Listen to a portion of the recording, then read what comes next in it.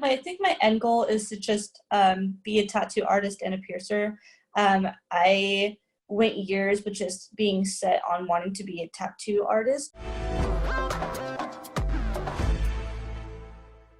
Hi friends, this is Jessica here with Kara from Avanti, and today we thought we would talk a little bit about Bravery. But before we dive in, let's have Kara tell us a little bit about herself for you who do not know her. Well, she already beat me to it the first time. I'm Kara and I work at Avanti. But other than that, I'm a full-time mom to a 2-year-old son. It's basically, I am working on putting myself into the modification industry while being a full-time mom and just trying to keep myself together as best I can while I keep my son together and work on my career. So that's me. I think you do a very good job at it. Thank you. Yeah.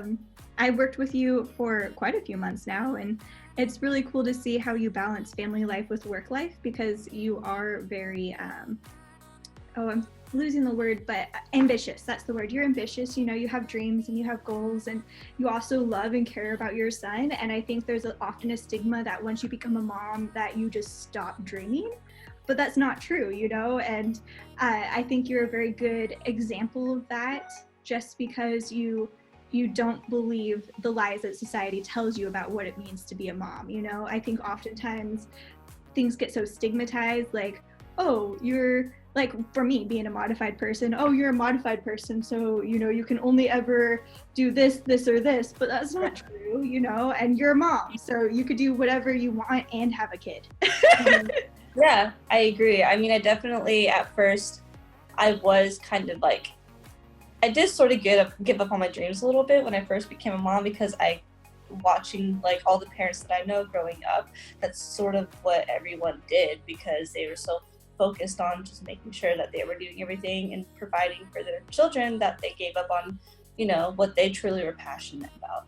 And then something I realized, like, I kind of just got a moment of clarity where I was like, you know, just because I am a mom and I'm caring for another human doesn't mean that I have to stop doing what I love, you know, because if I do that, how better way to inspire him to do what he loves if he doesn't watch the person who's taking care of him do it, you know?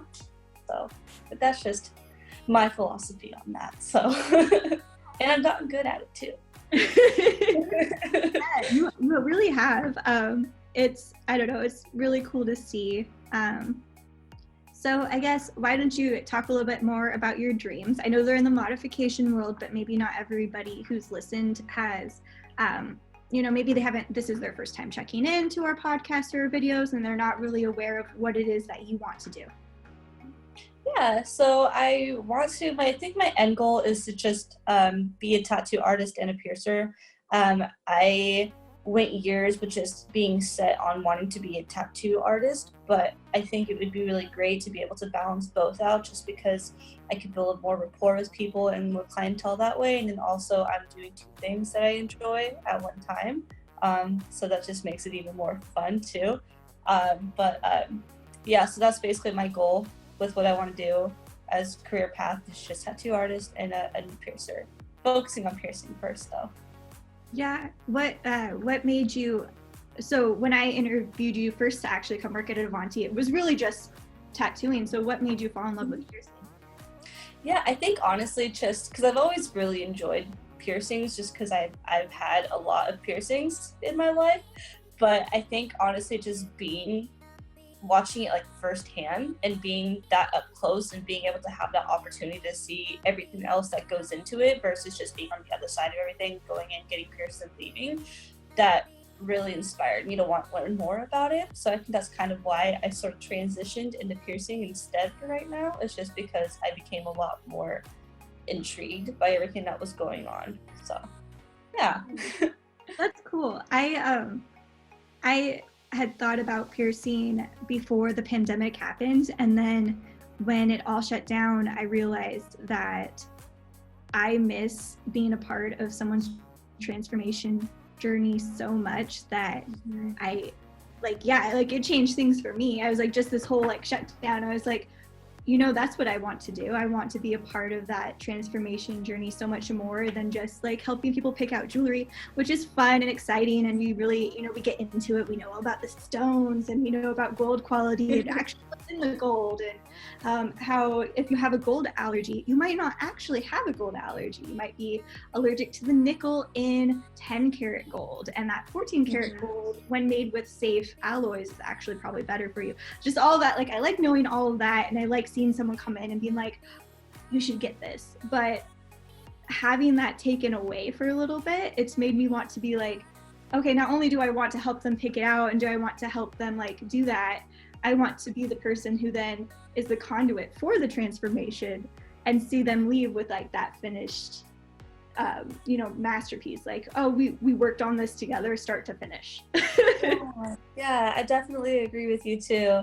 Yeah, just being able to share that like intimate experience with someone, and I've just been craving it a lot since this whole pandemic has been happening. I honestly kind of took advantage of not doing it as much before in our shop when I was just like in the front and then helping them pick out the jewelry and stuff like that.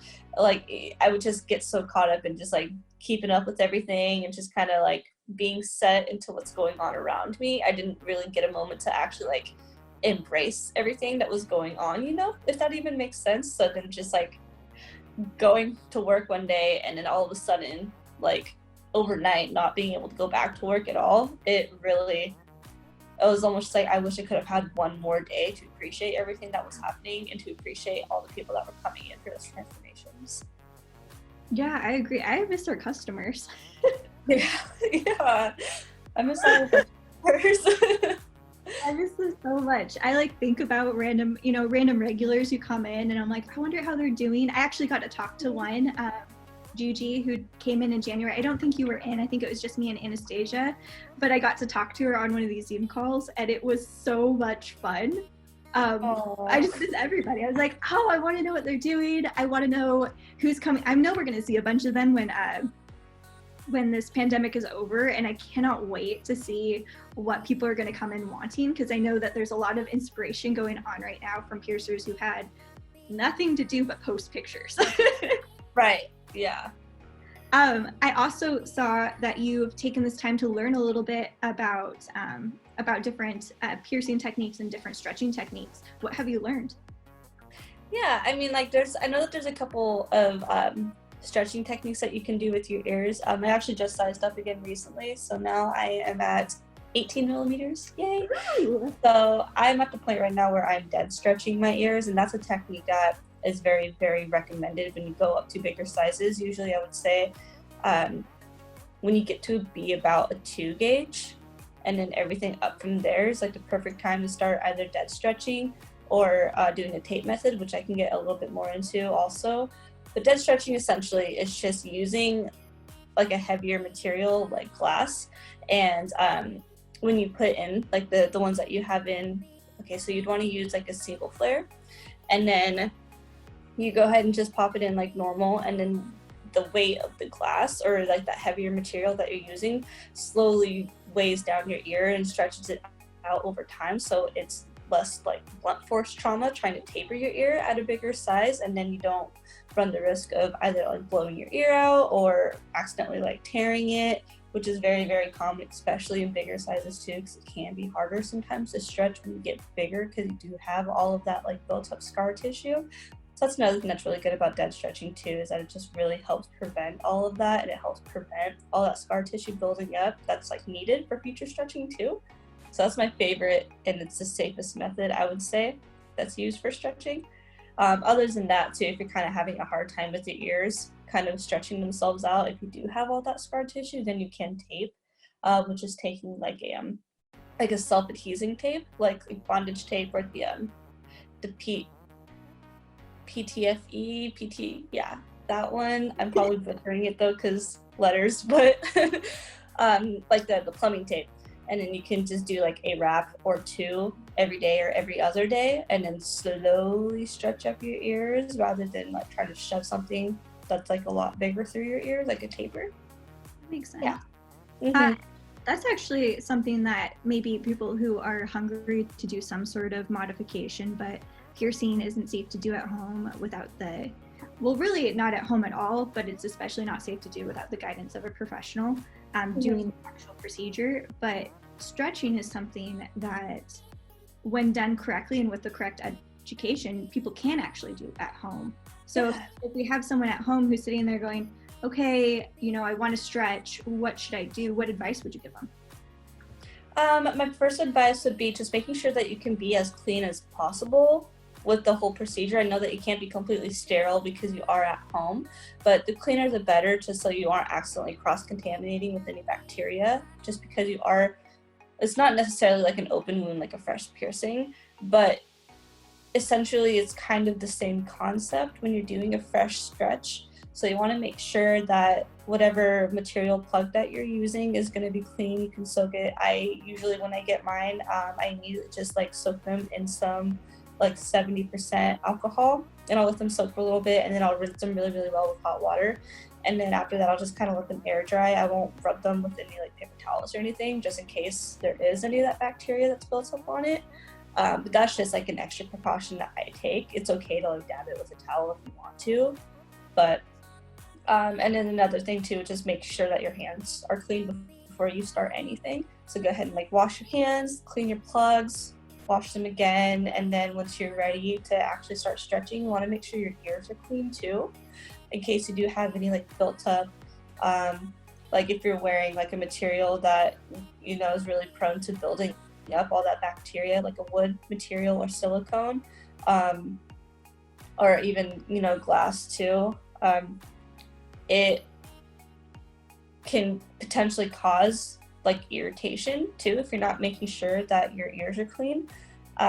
So you can go ahead and do that by just doing like antibacterial soap and then warm water, and just like rub them for a little bit and just like thoroughly clean them, and then go ahead and rinse them off. Then I would wash your hands again after that too. And then after that, you can go ahead and just like lubricate the plug and then your ears with some I like to use jojoba oil, or you can use like a vitamin E or a coconut oil. And then you can go ahead. I actually wouldn't advise using coconut oil for fresher stretchings. That could be for healed ears, but jojoba oil is really, really good for new stretches. And then if you're doing a dead stretch method, it shouldn't hurt, honestly, at any point. Stretching shouldn't hurt. In the smaller sizes, probably you might have some tenderness because you'll be using a taper, but you'll want to make sure that you're just very slowly sliding the taper through when everything's like all oiled up and stuff. You don't want to try to force it through, because then that can cause ripping and tearing. But the best time I would say to stretch is going to be immediately after like a hot shower. Just because all the elasticity in your ears and stuff, the hot water and the moisture just really helps like open up all those skin cells, and then it makes your ears super, super stretchy. So then almost every single time I go up in a size, I slide them in after doing everything I just said. Like right after a hot shower, I'll prep everything first, make sure everything's clean, so then the second I get out, I can just put on oil and then pop them in, and then it's like I was already at that size. Like, it should never hurt. Yeah. I started stretching before I knew the correct and incorrect way. So I actually joined the world of facilitator of modification late into my modification journey. And I did not know you're not supposed to sleep with tapers in, and those were not regular jewelry. A little bit as to why, because I think that's a common misconception, is I know there's a lot of jewelry that's designed to look like a taper, and so I just thought it was safe, but now I obviously know why it's not, but you know more. No, definitely. It is a common misconception. I used to do it all the time when I was younger, because I started stretching my ears when I was like 13, 14 years old, and I didn't know anything. So everything you aren't supposed to do, I most likely did do my ears. Like, I can go off the whole list. So but I mean, that's just because all the knowledge that I have now is from my own personal experience and just teaching myself and educating myself too. But a reason why you don't want to wear tapers as just like a form of jewelry or sleeping in them is because it's longer, right? It's not meant to sit flush against your ears. So because of that, when you're wearing that taper, the back part of it is actually going to weigh down your ears. And then that can cause uneven stretching in your ears too. And, you know, no one ever wants that. You want to have nice, even lobes, make sure that you can get up to bigger sizes eventually with time. And tapering can, or at least like wearing tapers consistently, like jewelry or sleeping in them, can potentially make it to where your lobes aren't even and the skin around in the back is kind of a little bit thinned out versus in the front of the lobe. It also can, if you're sleeping on them, and all that pressure that you're putting on your ears can also cause irritation and like can potentially give you headaches. It used to give me headaches all the time, and then also it can just irritate your ears, which can, you know, potentially cause a blowout if they're getting irritated enough. Yeah, especially if they're fresh and you left them in and you're sleeping in them and you haven't taken them out to clean them or anything like that, then yeah, that can definitely cause irritation on the ears too. Yeah, that's what I have slept in tapers before, and they ripped my ear. Yeah, I got really close to ripping my ear too as tapers. It's not fun. I was blown away when I learned that you can taper through. I don't know why it was such a concept to me that you can taper through, and then when you put in the plug that fits that size, it makes it easier. Yeah, when you are tapering at smaller sizes, you do want to make sure that you're using a single flare plug, and then whatever plug, like whatever size you're going to, you want to make sure that that fits with that taper, so you're not forcing something that's slightly bigger, since you're already putting so much trauma into tapering your ears anyways. So make sure that it fits and it's the right size, so then once you put the taper through, you can hold the top of the plug and slowly push it through, and just pop in that plug in one motion, and then that's it. Then you have to plug in and you're not wearing a taper. That was my mistake too. I would just put the tapers in and leave them in until they didn't hurt, which was like a couple days, and then I would put my plugs in, and then, oh no, my ears blew out. I wonder why. Yeah, well, there's not really any information that's easy accessible for people who don't know how to find it. I remember before I started stretching, at that point, I think I had only had my ears pierced. Like, I didn't really know anything, but I knew I wanted to try stretching my ears. And I was like, okay, so I have to Google it first, because I don't know what on earth you're supposed to do with a taper. And then I got the tapers and I still didn't know because it looks, you know, you look at them and it's like 3 different sizes on it. So I thought that I'm hoping I'm not the only one and this is helpful for somebody. But I thought that you just gradually inserted it in, and that those O-rings on either side were to keep it in place at that size. I mean, in theory, you could do that. It would be less damaging than just shoving the whole thing through, but it's not advised because it can get snagged and pulled, and it'll take you weeks to try to slide in one taper, because I did the same thing too, especially when I went to double zeros, which was a huge mistake. I should have never tapered my ears at a double zero, because that's a 2 millimeter jump, and you usually want to stretch between 1 millimeter or less when you are stretching. And so doing it like 2 millimeters and trying to shove that whole thing through, like, I can still remember the pain. Like 6 years later, it was excruciating. I was up all night going back and forth between each ear with like cold rags, and I was getting up every hour to like rinse them off and make them cold again, and it was like the worst experience I've ever had in my entire life. And if I would have dead stretched my ears to a double zero, then I probably would have had a less traumatizing experience, honestly. But yeah, there are some jewelry that is kind of like, it goes smaller and goes bigger, and they're like the little spiral guys. Those are okay to use for jewelry. I wouldn't recommend using them, like wearing them for long periods of time, just because they can potentially have the same effect as a taper. But if you want to wear them for like decorative purposes, that's totally okay. You just want to make sure that you're not wearing them for too long or sleeping in them. Yeah, that's really good to know. I think that'll be some really good information for anyone who is having a hard time finding answers on the internet, because the internet has a lot of information, but not all of it is clear. Yeah, I agree with you. I mean, like, I've put in like hours, days, weeks, and months and years into my research, and I still can't cover everything that there is to know about ear stretching. There's just a lot, and people figure out stuff every day, and it is constantly changing too. So, and especially like years ago too. there wasn't as much information as there is now. So I guess it's kind of another reason why I know a decent amount of ear stretching is just through my own experiences and kind of doing trial and error for years, which now that there is a little bit more information, people don't have to do that, and they don't have to put their ears through all of that, just figure out what worked and what didn't, and why something didn't work, and why their ears are hurting, and why they're irritated, and why they blew out, and just things like that too. So, but yeah, you definitely do have to dig. You have to be very specific with the kind of research that you're putting into. You want to like make sure that you're using a lot of keywords and phrases for what exactly you're looking for, or else you're probably going to have a hard time trying to find like a solid answer, because it's just everything sort of spread all over the place on the internet, and a lot of people contradict other people too, and so it's just, it can get very, very confusing, especially if you don't know too much about it and you're kind of just looking into it. You don't really know where to start.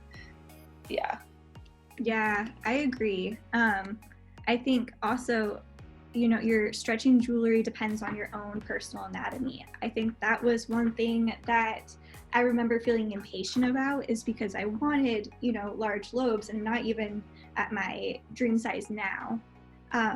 But everywhere I looked was like, oh, it's going to take you 2 years or 3 years to get there. And I remember feeling like, oh my gosh, that's so far from now. And then I would talk to friends who've been stretching for years and they're not even at a 0 yet. And really, I think the one piece of advice that I would give someone, and I think you'll concur, is that first off, the time goes a lot faster than you think it's going to. Yeah, I look back and I've been stretching for 3 years now, and it does not feel like I've been stretching for 3 years. It feels like maybe I've been stretching for like 6 months, just because there's so much that goes into it. You do feel like you're actively at your dream size all the time. And then also your ears elasticity is unique to your anatomy, which means that as long as you're following those safe methods and you're stopping when it hurts, you might find that you stretch faster than your friend, or you might find that it takes longer for you than your friend. Yeah, that's very, very true. Something I always like to tell people too is just to try to not give yourself a goal size if you can, because that will make you a lot less likely to get impatient and then try to push your ears to stretch more, and then potentially like causing any like tearing or ripping, because usually you want to wait somewhere between like 3 to 6 weeks before or during each stretch, just because that can give your ears enough time to be able to heal and recover from stretching out, and then you're keeping all that elasticity, not causing any scar tissue to build up, versus if you stretched one day and then you're like, well, I'm at a 12 gauge now and I know that my goal is to be a 00, and then you're just like, you know what, it's fine, I can fit 2 more stretches in this week, that's my goal, so stretch 2 more times, and then you end up hurting yourself potentially and then going right back to square one.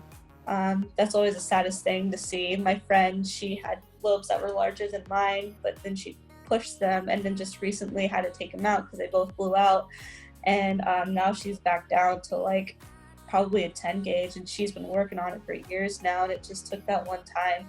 So it was really, really sad to see, but she learned from it, so now she's taking more safer precautions. But just making sure that you're being as patient with yourself and with your body as you can, and just listening to it. That's like the best piece of advice I'll give anyone who's looking to stretch their ears, regardless of how large you are at all already. It's just making sure that you're listening to yourself, and if you're trying to put in, like you're trying to stretch up to a size, and like for example, if you're dead stretching, if you find that it's not going in or you have to try to force it, just stop, put the size that you were in back in, give it another week, and then try again, because a week can go by so quick, especially if you're trying to just do other things to preoccupy yourself so you're not constantly thinking about it.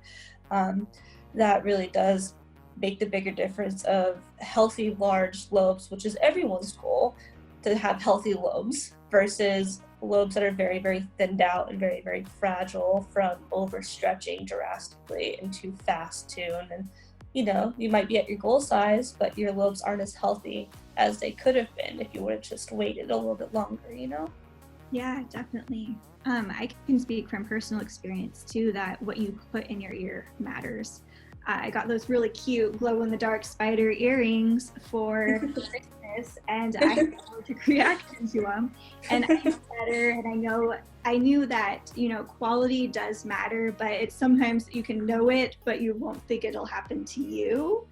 And because I was like, well, I'll be safe, and I'll make sure that I've read all the reviews, and I'll make sure that they're clean and all of that. And I still had an allergic reaction, because if you don't purchase your products from a credible source, then you're not going to necessarily know what's going into your body. And even if your piercings have been stretched for years and you've had your ears pierced for 2 decades, they can still get infected, and they can still get irritated, and they can still blow up like balloons. Yeah, and the same thing happened to me too. And then you could even have an allergy to a material that you didn't even know, and then you go ahead and you try to wear it, and then you're wondering, like, oh no, like what is going on? It's because you probably used material that your body didn't like, and then it had a reaction to it, which is another thing that happened to my friend too. And I can use her as an example because I've asked her. And so she gave me every detail. She's like, yeah, it's totally fine. If someone can learn from this, please tell them, because, I morally messed up and I'm sad about it. So this is exactly what happens when you're not patient with yourself. She actually took a silicone plug like what I'm wearing right now, and she just wadded it up and tried to pop it in, which I used to do when I was younger. And I'm very, very thankful that my ears didn't get as bad as I could have been, because that's probably like the most damaging things you can do if you're trying to push yourself to stretch. Also with like tapering at larger sizes too, is because all of that is it's instant damage to your earlobes. And usually I would only wear these if I'm sleeping. Silicone is really good to wear on healed ears. Depending on how your body wants to react to it, they can be okay, they can be totally fine. I've never had any weird reactions with silicone. Versus with acrylics, I can't really wear, just because for some reason my ears don't like them. But then the person next to me can totally wear acrylic all the time and be completely fine. Just you want to make sure that your ears are healed before you're wearing materials like that, just to make sure, because acrylic is like, people don't really know exactly what it is. It's a whole bunch of different mystery materials, and so you don't really know what you're working with when you order something, especially from somewhere that you don't know a lot about the shop, and then you just purchase them, which I have done in the past. Definitely, I've bought random plugs online from random places that I didn't know, because I was like, oh, they're cute. And then I luckily didn't have reactions to them, but at the time, but then doing it for years, I eventually developed a reaction to acrylic, which can definitely happen too. So you just want to make sure that you're staying safe. The best materials that you can wear while your ears are still healing is probably glass, honestly. Wood is really, really good to wear when your ears are healed, but wood plugs are just kind of, it's a whole other, like, the whole other ballpark with wood plugs, because they're very tedious to take care of too, which is something that I also, like, I had no idea. Like, even stretching my ears for years and years and years, I finally researched, like, I got curious, like, how do you even clean wood plugs? Because, if you're wearing wood plugs, they can potentially, if you're wearing them in the shower, they can expand, and then they can crack, because wood expands and cracks with water, and then they can get damaged, and that can hurt your ears. And so when you're using wood plugs, you just want to make sure that you're taking like an organic essential oil and just wiping them down really good with like a clean paper towel. And then after that, you want to make sure that you're wiping down any like excess like oil residue, so it doesn't seep into the wood and expand it. Versus with glass, it's not that tedious, and it's also a really good material to stretch with too, because it is a non-porous material, so it's not going to have any of those, like, if you look at like a porous material like in a microscope, you see it has all those tiny itty-bitty holes for breathing. It's not a breathing material, so you don't have to worry about it either self-adhesing to your open wounds if you do potentially like tear your ears a little bit, which is totally like expected too if you're stretching your ears. It can happen. You can do get little itty bitty micro tears, and that's okay as long as you're just being very careful with how you're treating your ears and keeping up with having them be clean while they're healing. It's not going to be the end of the world if you have one little itty bitty tear. You just want to make sure that you're caring for it and making sure that it stays clean and you're not messing with it too much too. Because even with like stretching for as long as I have, I still tear my ears sometimes. It just happens. And if that does happen and it does get irritated, or you think that your ear might potentially be blowing out, all you have to do is just take that size out that you are right now and then go back down to either a size or two and then put that in, make sure it's clean and everything, and then just wear that plug and let your ear, because then you're taking all of that built-up pressure that's on your ears and you're relieving it by not keeping in that larger size and just trying to clean around it and keep it out. Your ear needs to breathe and it needs to heal. So you want to make sure that you're giving it all that necessary room too, to be able to, even if it does shrink back down, you know, it might be sad. Think about the fact that you just stretched up and then your ear got angry and now you got to go back down. But it's better and safer to go ahead and do that versus just keeping it in and potentially making it worse. So, and then that's something I had to learn from experience too, growing up and stretching my ears for as long as I have, is that I honestly, now that I'm thinking about it, like I used to be on the line of having blowouts all the time and I didn't even know it. And I just left them in my ears. And thankfully my ears were just very, very nice to me and they just didn't like get as damaged as they could have, because I was not nice to my ears at all when I was like first started stretching. But yeah, it definitely can happen, because it happened to a lot of people that I knew, and they're just like, you know, like I was at the same size as you were, Kara, and now my ears are all the way down to like the very, very beginning. Like I'm at a 12 gauge now, and for a lot of people who don't know what a 12 gauge is, it's just like a couple sizes up than like your average standard ear piercing size. So, and that's just really sad to think about, knowing like I'm at 18 millimeters and they went all the way down that small. It just really, like I said before, it's just a difference of taking care of your ears and your jewelry that you're wearing in them versus not, and just being impatient with yourself and pushing your body more than it needs to. And just, I'm rambling a little bit, but I think you get the gist of what I'm trying to say. I think what's really cool about body modification, whether you're a hairstylist, a tattoo artist, a beautician, anything, is that it teaches you a lot about your person. And I think that if you have someone you love who's modified, or you're considering about becoming more modified and, you know, taking that step and dyeing your hair, or, you know, doing a crazy makeup color, is that it really just, it teaches you to listen to yourself, and it teaches you to listen to your body, and it also makes you brave. Mm-hmm. Just to kind of step out of your comfort zone, you know. And I think that maybe you have a little bit more of a unique perspective, both being modified and being a mom, because I think those are two very different stigmas that you've put together. And you, I would really be interested to hearing what it's like to be a part of the modified community, and what it's also like to be a mom, and not only a mom, but a single mom. Absolutely, yeah. No, I would love to touch on that a little bit. So for starters already, because I am a young mom, and so then you get a lot of those stigmas around young moms too, like I wasn't being safe, I wasn't being responsible, I was being stupid, and then I got myself pregnant, and then, you know, like I love my son and he's a blessing to me, and just being young and still trying to grow and work on yourself while caring for a completely other human and watching them grow, I think is kind of one of the most empowering things you could probably experience as a mother too. Even if you're not a young mom and you're still trying to figure yourself out, you know, like you're working on yourself while working on another person, and that shows dedication and it shows strength, and it's just really amazing to see all the things that moms can do. And then just like also on top of being a mother and being a single mother too, you know, a lot of people look down on single moms. Like, you know, there's a lot of things that people say about single moms, but at the end of the day, it's just down to the fact that I'm single because I'm doing what I need to do to make sure that my son and I are safe and my son is taken care of in the best ways he can.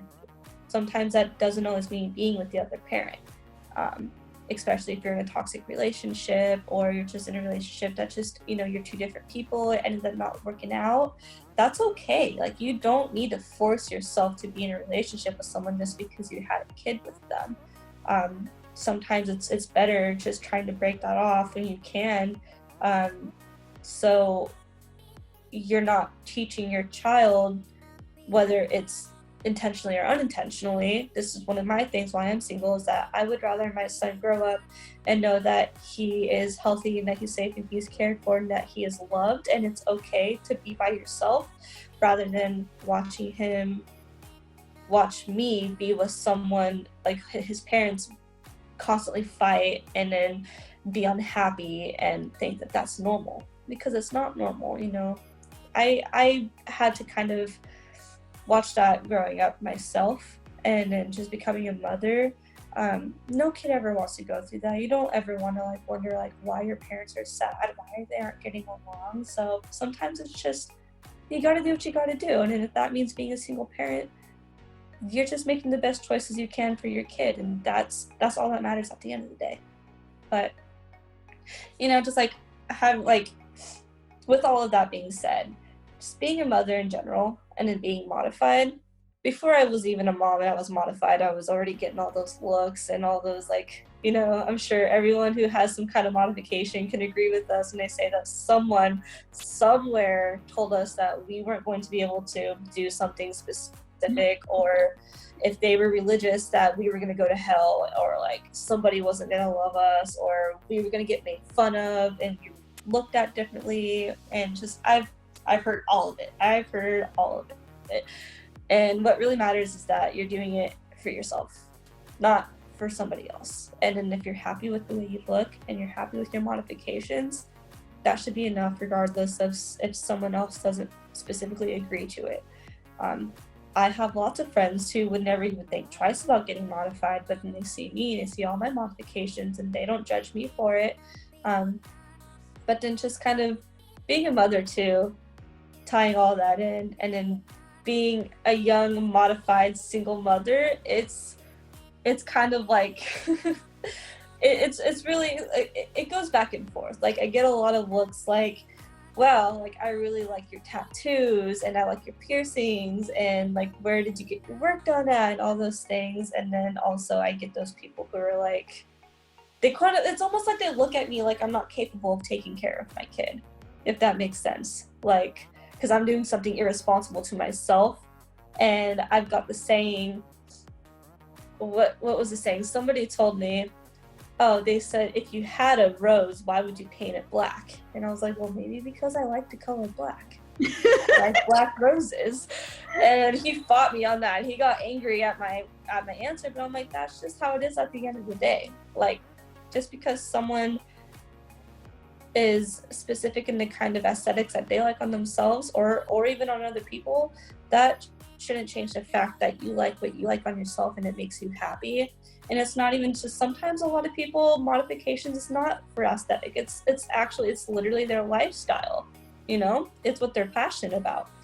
And that's kind of one of my things too, it's what I'm passionate about. I don't do it just for like the aesthetic. Like, yeah, I feel beautiful now that I am modified the way that I am and that I have been, but it just really, really builds my self-confidence, and I know that I'm passionate about it too. And then that's something else that I can teach my kid, you know, that you don't have to look a specific way and tailor yourself to a specific look to be accepted, especially with like today's society too. I know that a lot of people around my age, and I'm 22, like around both of our ages, and then growing up, you know, myself and a lot of people I know, they struggled with their looks because they wanted to be accepted. And me starting modifying myself so young, it did the complete opposite of what I was wanting. And then I realized, like, you know what, people are gonna like me for who I am, the kind of personality that I have, not for what I look like. And then you know, it ties into like getting a job too. Like my mom always used to tell me like, oh my God, like you're never gonna get a job with that dang thing in your lip, like take it out, like what are you doing? And then look at me, Mom, it's 6 years later and I'm building a career out of that thing in my lip. Like, what are you talking about? What I always love about modification, I want to like speak to the same thing you're talking about, is I was told the same things. Like I was told, oh, you know, you can't do that if your hair is colored. Or I have a sleeve and I got a sleeve at, I don't even know if I was 20 yet. Maybe I was 20. Maybe I just turned 20 or 20. I wasn't even 21 and I was like, full sleeve, yes, let's do it. And I had just graduated with my bachelor's, and I remember being like, okay, I'm not only just going into the job field, I'm going into the job field, you know, and I have this degree and I have a full sleeve. And I remember applying for entry-level jobs and then being like, I like covered all my tattoos and then being like, you're gonna have to take your nose piercing out. And I just remember thinking, if you're gonna want me to take my nose piercing out, then I don't want this job. Because it's speaking more about my appearance, which I actually think is any position that looks at your tattoos or looks at your piercings and uses that as an excuse is being prejudiced towards you based off of your appearance. Because as long as you're clean and you are practicing healthy hygiene, there's no reason that that's going to interfere with your job. But what it made me do is I wanted to have that aesthetic. So it made me know that my personality is going to have to shine through and my work ethic is going to have to shine through. And it makes you work harder. I actually could talk to a lot of modified people, are some of the most hardworking, kind-hearted people I know. And I know that's not true for everybody. And there's non-modified people too that are just absolutely amazing. And you can be whoever you want to be, but I have noticed that oftentimes you have to compensate with your inner person to make way for the way people receive your outer person. Mm-hmm. Would you speak that that's true for you too, or? Yeah, I would definitely think that's true for me. I know that there was times where I'd go into job interviews. I've actually turned down a couple jobs. My mom wasn't happy with me, but I was one of those people too, where it's like, if I have to take out, because my nose piercing was, aside from my like ears just being pierced, my nose piercing was like my first actual like body piercing that I got, and I did it myself, which is never advised. And I was in 7th grade, so I was really young. It wasn't really that socially acceptable to have piercings, let alone be that young and have a piercing. So my mom was really worried about how that would make her look, and then also just getting judged because I did that, and that was irresponsible on her end because she couldn't control me, and then it was irresponsible of me because I was damaging my looks and just all of that. And then growing up and telling my mom, like, I'm not going to take it out for you, like, I like it. And then she eventually accepted that. Then that I went into that transition of needing to find my first job and like becoming that age where I need to start working and stuff.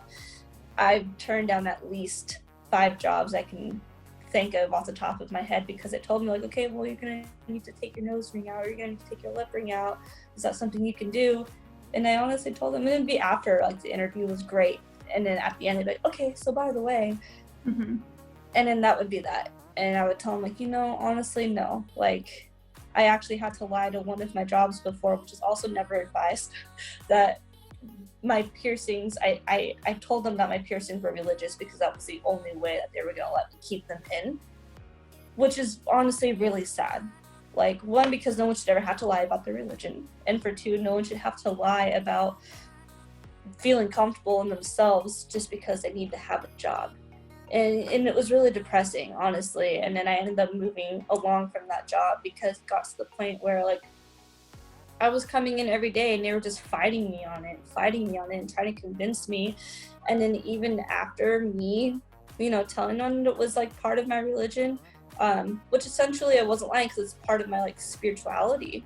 But I was just like, all you're focusing on is the fact that I have my ears stretched, and at that time I only had like a couple piercings. And you can't even like actually focus on like the work that I'm doing and me being like an employee, but you're so focused on how I look. And it's very discriminating, you know? Yeah, that was with you for earlier. It is. Yeah. Yeah. I went to George Fox University, which is, it does have a reputation for being very, very conservative. And I remember being in orientation and listening to them talk, and they brought out a book called Tattoos on the Heart. And it was like, for a conservative school, it really kind of like flipped it on its head for me. And the gal was talking, she had gotten a tattoo, and she was talking about her experience with this. It's just I think it was just a butterfly on her wrist. And she was talking about what it meant for her to get it.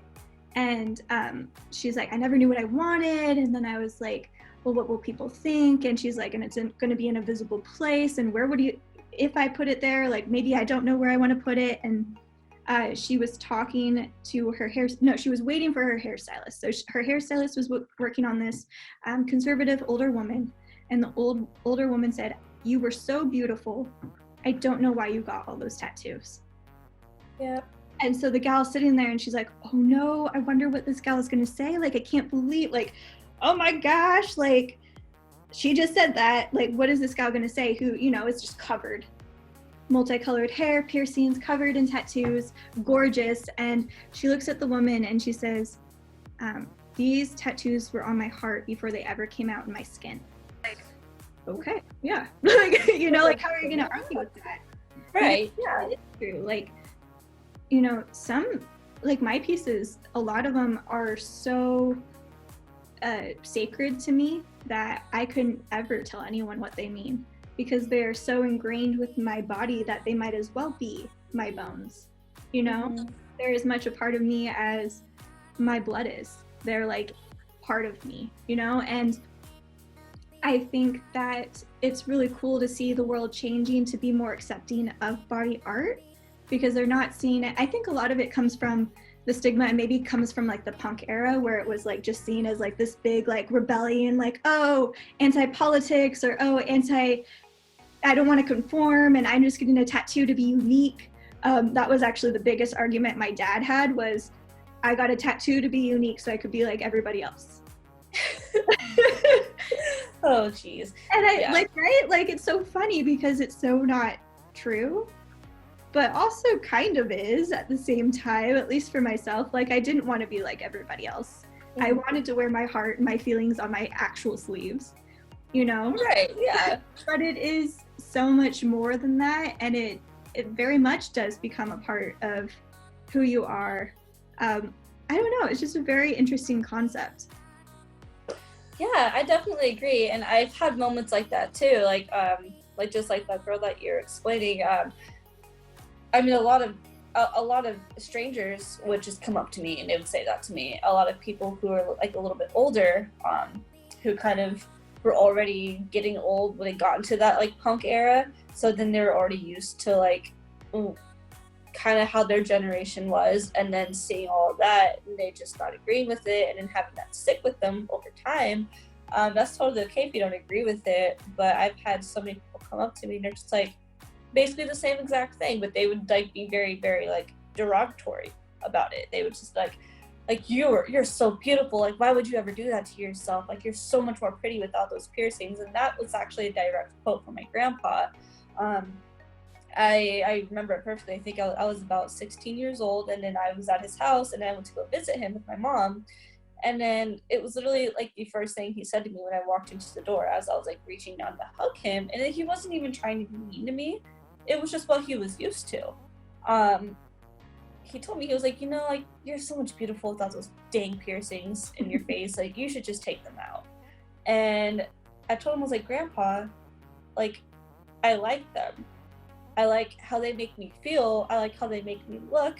I'm proud of them. I also did them to myself, so that makes me even more proud, which I'm always going to say, never advised. But it hurt, honestly. It hurt me coming from my own family, knowing that they didn't agree with something that I was doing or a certain way that I was looking. And then that escalated very, very quick because I was defending myself, and to my mother that was wrong because I was talking back to my grandfather. And then I remember going to the bathroom and I just cried about it, and then I wanted to go home after that because I was embarrassed that that would even happen by my own flesh and blood. let alone not even be able to be backed up by my own mother because she was worried about how someone else was feeling towards myself and towards her, that she couldn't even sit for a second to recognize, like, this is who my daughter is. This is what my daughter stands for. Regardless of if you're my father, you shouldn't talk to her that way. You should accept her for who she is and love her no matter what. And eventually he did accept it. I'm sure still to this day, if I were to ask him, he would probably have the same opinion, but he now knows that it's not appropriate to say those things to me because he knows that I'm very passionate about it and I love it, and it's what I'm doing with myself as a career. And, you know, he loves me anyway, so, and I love him, it's just what he's used to. So there's just like that very big, you know, it's like a barrier between generations with modifications. You know, it used to mean something years ago and generations ago, and then it transitioned into like a bunch of different kinds of meanings. And now a lot of people get piercings and tattoos, not for like sacred or religious purposes, but maybe because they just like it. And that's totally fine, versus someone who gets them only for sacred and religious purposes. I can also relate to you about my tattoos too. Like, I only have one tattoo on myself that doesn't have a meaning, but I got it because I liked it. And I still, 3 years later, I'm so happy I have it. But a lot of my tattoos tell a story. Even like my son's name, for a prime example, is something that like every single part of this tattoo, I can go in depth about just like the colors. I drew that myself. I'm a graffiti artist, and you know, so that was something that I actually sketched up, and then I had my tattoo artist do for me, and then I told him the specific colors I wanted because my son is a Leo. And then so when I think of Leos, I think of lions. When I think of lions, I think of, like, you know, like the sunset at the beginning of The Lion King. It's all, you know, like burnt orange and reds and yellows and black. That's exactly what I was looking for, because that was the vibe I was getting when I would think of my son. And so then I put that on. That's the color pattern that I chose for that. And then it was also something that I drew myself. Love it. Because it's something that I'm passionate about. So yeah, it's great. But I love when people ask me about my ink, because then it gives me the opportunity to explain the little itty bitty details like that, versus with someone who didn't know who I was, didn't know I had a son, they just saw that I had a random name on the back of my hand that was red and yellow. They would never understand how in depth that tattoo went into. But that's just the beauty and the mystery behind body modifications, that you never know. You never know. It's really true. I think a lot of the stigma with modification comes with the fear of the unknown. Something I've been thinking about a lot lately is we face the unknown here with the COVID crisis, you know, is a lot of uncertainty can lead to gut reactions that don't stem out of a place of, it's almost like they don't really, on the flip of every effect of hate is love.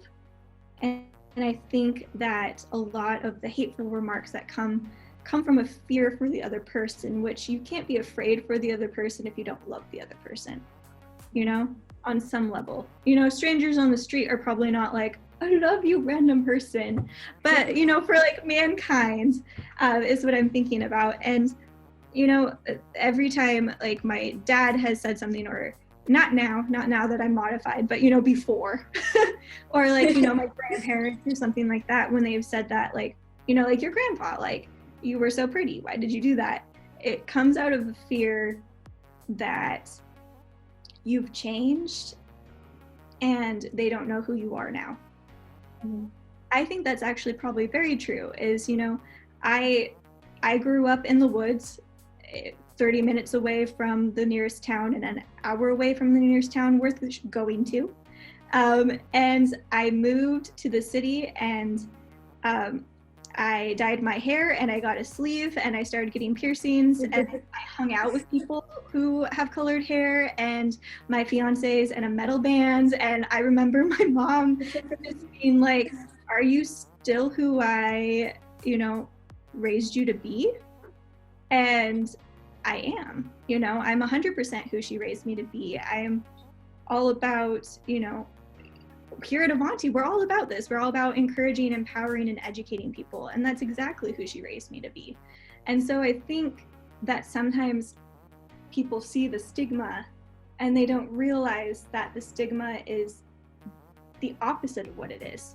Like, you are colorful and you are wild because you're brave and because you're confident and because you're empowering yourself so you can empower others. And I think that probably the best reaction to, at least for myself, and it's hard sometimes, like I've gotten all the hateful remarks just like anyone, you know, who's modified has, and if you haven't, then like go for you, that means things are changing. But I think the best reaction would be kindness. I know that for every time someone's grabbed my arm and asked me, you know, how much I think laser removal is going to cost, you know, there's what I want to say, and then there's what I can actually say, and that's, you know, I just tell them the truth, you know, just like I would tell anybody that, you know, this is my body, and I thought long and hard about what I wanted to put on it, and I didn't come to that decision lightly. And I do have spontaneous tattoos, but that's between me and my maker, you know? And as long as you can be honest and true and not let anyone, I guess you have like two choices in a circumstance. You can let yourself be in control of your actions, or you can let your emotions be in control of your actions. And I've never lost by letting myself be in control.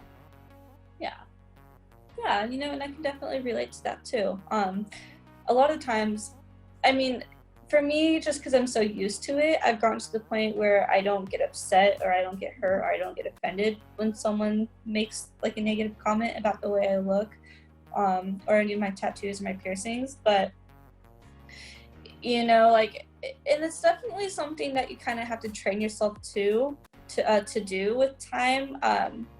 Not all the time, sometimes it can just naturally come to people, but for me, I was one of those people where I really did have to train myself to not get so quick to get angry at them, because they might honestly not even be coming from a hateful place, but just genuine, like, curiosity, just like, why would you, like, you know, and that was kind of where my grandpa was coming from. Like, granted, yeah, he didn't really appreciate the way it looked, because that's not how women used to look in his time when he was growing up. And also, you know, watching his granddaughter get older and making decisions for herself and stuff, that was probably hard pill to swallow. But for me, it got to the point where if people were stopping me on the street and they were being negative about any of my modifications, and they were asking me why would I do that, you know, just stay really calm and just like kill them with kindness. Like, let them know, like, be calm, be informative without coming off as, you know, I'm spacing the word right now, but just like acting like you're above them when, you know, we're all only human. So if someone's stopping me on the street and they're like, oh my God, how could you ever get any of those tattoos? Like, you know, because they mean something to me.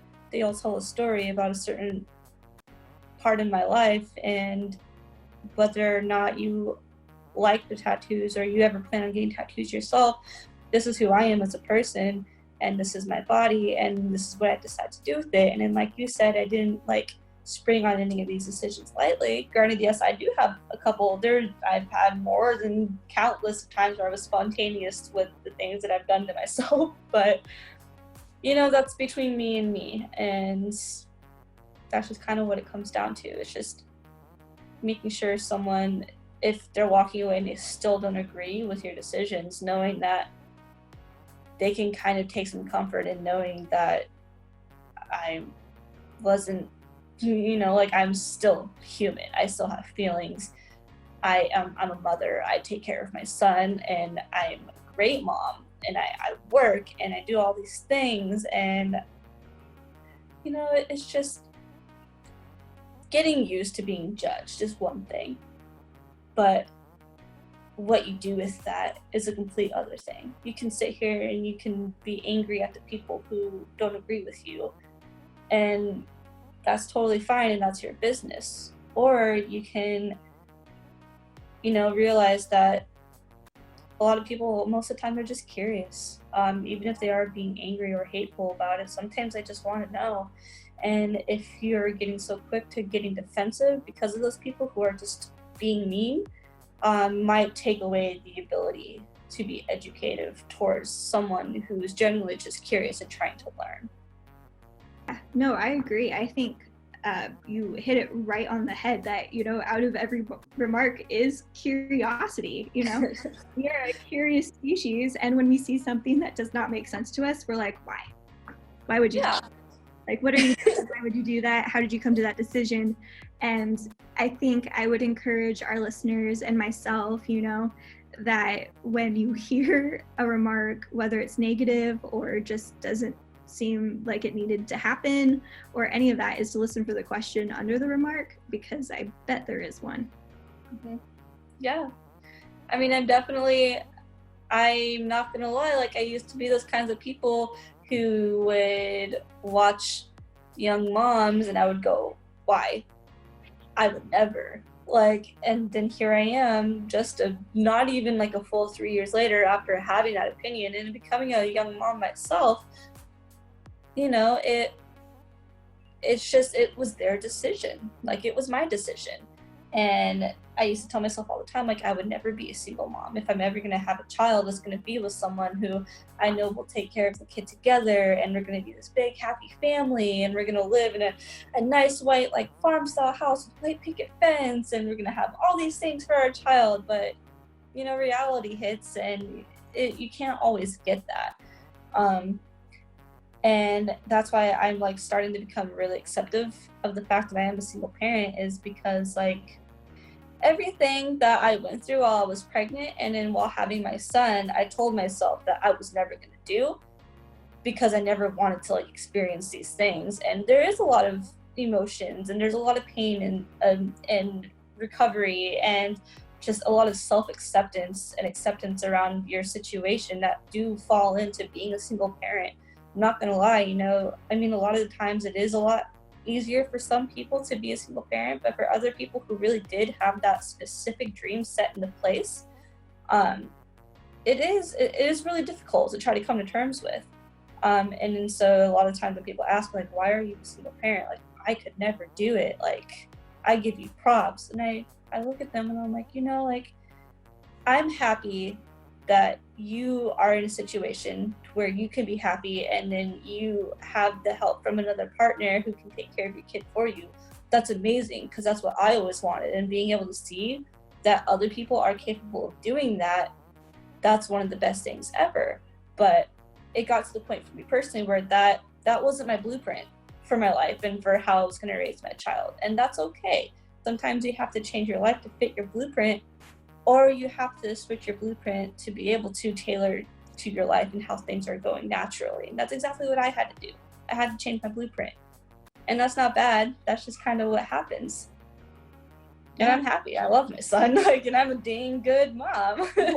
You are a fantastic mom. I think I tell you that all the time. I think my mom's the best, and I think you're the second best. That's how much of a good mom I think you are. You love your son, and you just have so much grace and kindness and understanding with him, and it's just really good to see. Thank you. Yeah. I'm just really excited about all the things that I'm learning with myself and how I'm growing into a person, and then being able to pass that down to him.